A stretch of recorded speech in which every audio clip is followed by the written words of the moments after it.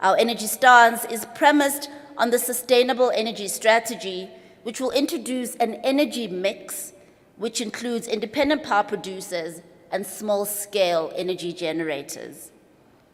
Against this background, the City of Johannesburg is indeed entering the most exciting energy era in our history.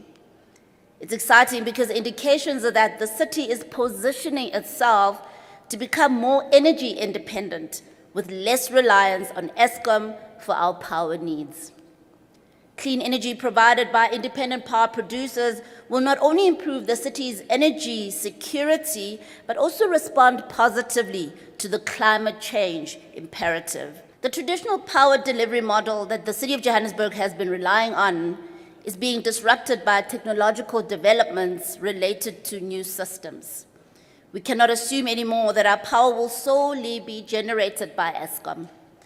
Instead, more and more alternative energy models have come through, and as the city, we're forced to recognize so-called embedded generation as a serious option. For the city to be able to meet its energy requirements in the shortest possible time, very close collaboration is necessary with the private sector for the requisite investments to materialize.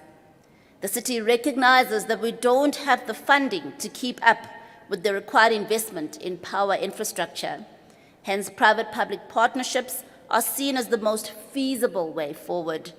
This is in keeping with our fourth priority of a business-friendly city. Power disruptions and load shedding have adverse repercussions on the priorities espoused by the City of Johannesburg multi-party government. For example, to address our fifth priority, which relates to creating an inclusive city and promoting inclusivity through various interventions, an integrated approach is required. As I said earlier, we will not be able to do this alone as the city. Our partnership with you is going to be key if we're going to realize this objective.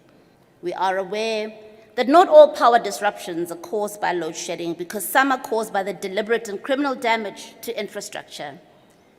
Cable theft is particularly problematic and it needs to be tackled head on. In the meantime, how do we respond to the ensuing supply shortages and how do we respond to load shedding? Energy efficiency is a very effective response. I want to believe that all of us here own or use electrical appliances like a kettle, a television, a fridge, a washing machine, etc. If we use these appliances in a more energy efficient manner, this could save us money in the face of increasing power tariffs and load shedding. It's for this reason that the city must intensify awareness raising among our community about saving energy and saving money.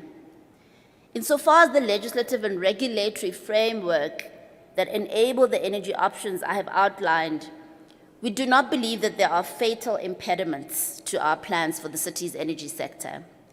A municipality is allowed to determine whether they're in a position to buy any power from embedded generators as opposed to Eskom's generation monopoly. And I think, as I've already mentioned, the city is already procuring some energy from Calvin Power Station. The Integrated Resource Plan also makes provision for embedded generation to the extent of 200 megawatts annually. This allows municipalities to procure small-scale generators through alternative generation technologies and to diversify the supply base. NERSA's licensing framework provides that for any generator below 100 megawatts, a license is not required, and instead a registration process is prescribed. All these considerations make it possible for the city to realize our energy aspirations.